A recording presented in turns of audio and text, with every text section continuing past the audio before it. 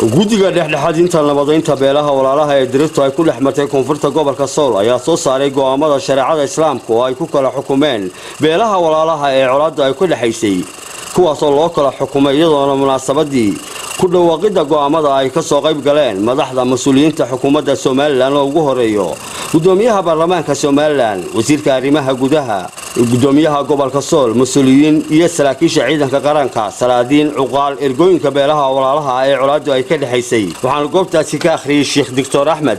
Jaamac Ismaaciil Mire insha Allah ta'ala waxaanu halkan ka jeedinaa go'aamadii maxkamadda shariicada ee loo qabtay labada beelood ee Bahar Sameeye Khayr Cabdi shaqaaqadii ku dhex martay magaalooyinka Dhumay iyo Dabataag saameysay dalkayn wixii dhibaaba ka dhacay halka ay la isu sheegtay dil iyo dhaawac iyo dhibaaba hantiyeed insha Allah ta'ala go'aamadii halkan jeedinayna bismillaahir rahmaanir rahiim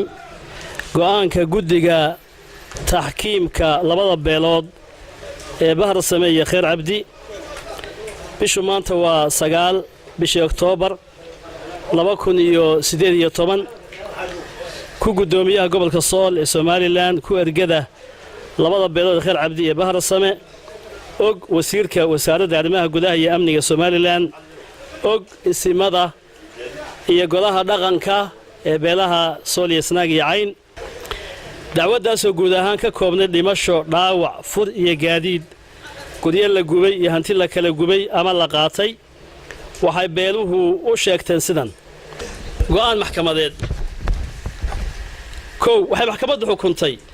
in beesha Khayr Cabdi soo qabato gacan ku dhiigle Xasan Baate Jaamac Bawne iyo eedaysane Cabdisaaq Salibaan Jaamac Bawne si loo waafajiyo shariicada islaamka waxay maxkamaddu xukuntay in beesha Khayr Cabdi siiso beesha Bahar Sameeye magta 13 nin ee kale ee magacyadoodu ku xusan yihiin oo dhan 1300 oo halaad kuna bixiyaan muddo 6 bilood gudahood ah oo ku eg 8 bisha afraad 2019 si loo guddoonsiiyo dhaxlayaasha xaq u leh waxay maxkamaddu xukuntay in beesha Bahar Sameeye siiso beesha Khayr Cabdi magta 60 nin iyo haweeneyda magacyadoodu ku cad yihiin oo dhan 650 halaad kuna bixiyaan muddo 6 bilood ah oo ku eg 8 bisha afraad 2019 si loo guddoonsiiyo dhaxlayaasha xaq u leh maxkamaddu waxay dib u dhigtay eegista dhaawacyada labada dhinac isu sheegteen iyo cadeymahooda muddo 3 bilood ah oo ku eg 8 bisha koowaad 2019 ka eeg magacyada dhaawaca ay isu sheegteen lifaaqa koowaad waxay maxkamaddu xukuntay in beesha Bahar Sameeye ku soo wareejiso beesha Khayr Cabdi labada gaari ee waradkeennii ah iyo labada qori ee ay qirteen maalinta sabtida ah waa sabti ugu dhaw soo socota oo ku beegan 13 bisha tobnaad 2018 waxay maxkamaddu xukuntay in beesha Khayr Cabdi ku wareejiso beesha Bahar Sameeye afarta qori ee ay u qireen maalinka sabtida oo ku beegan 13 bisha tobnaad 2018 baastooladan ay xog rasmi ah kaga keenaan isla taariikhda waxay maxkamaddu go'aamisay in beesha Khayr Cabdi qabto khasaaraha ka dhashay gubista guryaha Bahar Sameeye ee magaalada Dhumay iyo dugsiga Dharkayn ee faahfaahintooda ku caddahay lifaaqa go'aamadan eeg lifaaqa lambar 2 maxkamaddu waxay go'aamisay in beesha Bahar Sameeye qabto khasaaraha gubista guryaha Khayr Cabdi ee magaalada Dabataag iyo labada guri ee magaalada Dhumay ee faahfaahintooda ku caddahay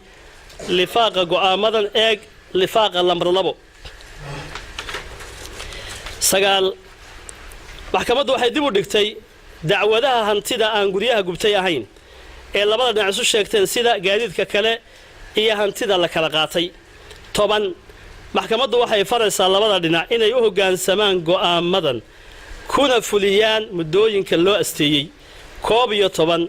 go'aamadan waxaa fulintooda leh dawladda Soomaaliland cuskasho waxay maxkamaddu u cuskatay go'aamadan shariicada islaamka guddiga taxkiimka Dr. Ahmed Jaamac Ismaaciil Sheekh Ahmed Maxamed Suleymaan Sheekh Ahmed Sheekh Umar Xasan Sheekh Ali Caydiid Cabdi iyo Sheekh Ahmed maxamed maxamuud 9 bishii 10 cuqaasha ka soo jeeda beelaha walaalaha ee dirta ay ku dhaxmartay koonfurta Sool ayaa dhankooda bogaadiyay isla markaana si diiran u soo dhaweeyay go'aamada ay soo saareen ee ay guddigu ku xukumeen shariicada islaamka inna tilmaami maayo walaal meeshaad maskabkaad ku leedahay ka qaado waxay la tahay dee go'aankayagii sheekhu waa sheegay waana qaadanay waxa weeye go'aanada haday madax dhaqameed tahay haday maxkamad tahay iyo haday maamulka toona waanu qaadanay Cabdiqani Xasan Faarax iyo Barkad Cumar warbaahinta qaranka magaalada Laascaanood.